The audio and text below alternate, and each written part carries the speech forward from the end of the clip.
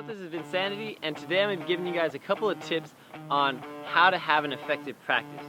Now, the typical dancer shows up to a practice spot full of dancers and they literally just cypher for 2 hours, right? And this is definitely one of the best ways to practice, and even myself, this is one of my favorite ways to practice.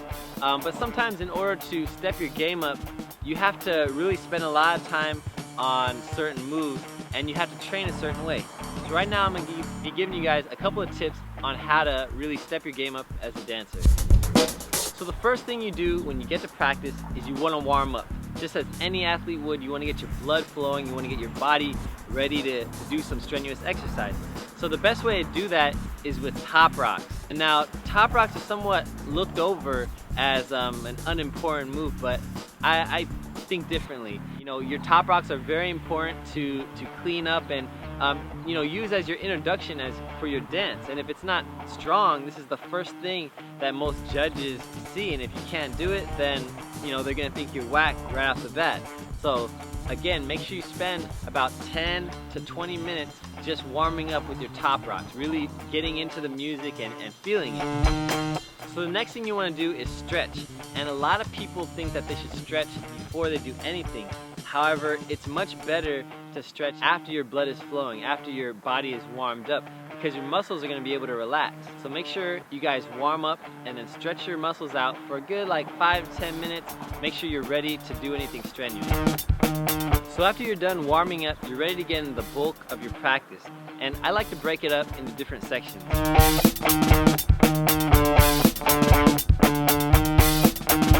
For power moves, I like to think of it more like weight training. So doing a set of 5 to 10 moves and then resting, and then 5 to 10 moves and then resting, and then do 5 to 10 moves. Really allowing your body to exercise muscle memory and allowing your body to remember how to do a move correctly. You know, if you keep practicing it when you're tired and you have no energy, you start practicing it incorrectly and your body will start remembering it incorrectly. So make sure you allow yourself to rest so that you learn the move correctly.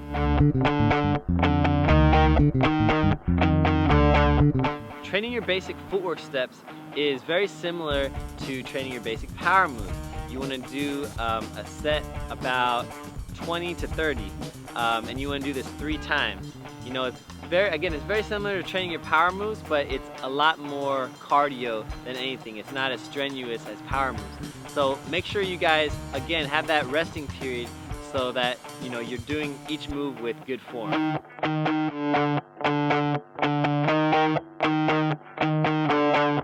For your freezes, you want to make sure that you're able to hold them and have no trouble doing so. You also want to spend a good amount of time practicing getting in and also out of your freeze. You know, if your freezes are sloppy, it makes you look sloppy. If you can't get out of your freeze or in your freeze clean, it makes you look sloppy. So again, make sure you spend a good amount of time practicing getting in and also out of your freeze.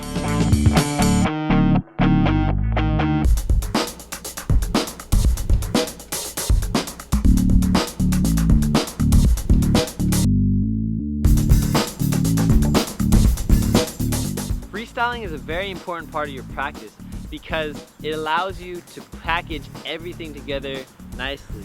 From going from your top rocks to your get downs, footwork, flow, power moves. It allows you to put it all in one. And what a lot of people do is they don't practice this. They go out in their practice and they just do a move and then they go sit down. And they go do another move and they go sit down. And they don't really practice doing it all together.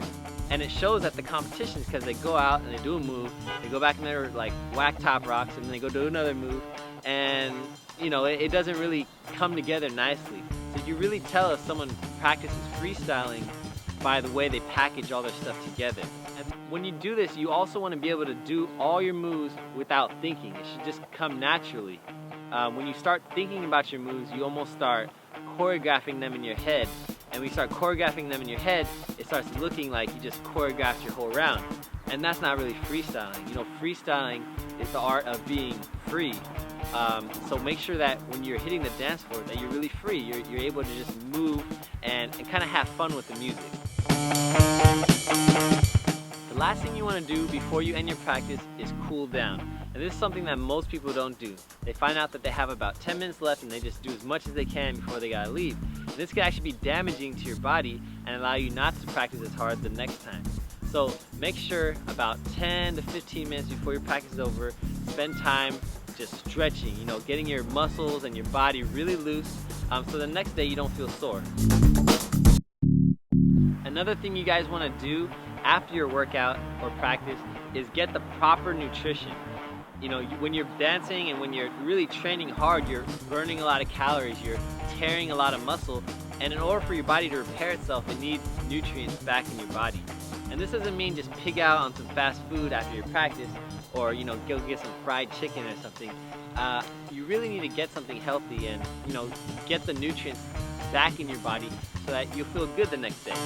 So those are my tips to have an effective practice. You guys want to make sure you base this around your schedule. If you have a lot of time, you could spend a whole lot of time on each of these categories, but if you're limited on time, you might want to just focus on a few. This is just one way of practicing that I found effective. There's a million others out there. This is just the one that I found most effective for me. Alright, that's it for today. If you guys have Twitter, you can hit me up at @VinceHoriuchi, which is at VinceHoriuchi. Or if you guys got Instagram and you want to look at some pictures of my food or random things I see, you can hit me up at @BBoyVincanity. That's pretty much it. Thank you guys very much for watching and take care.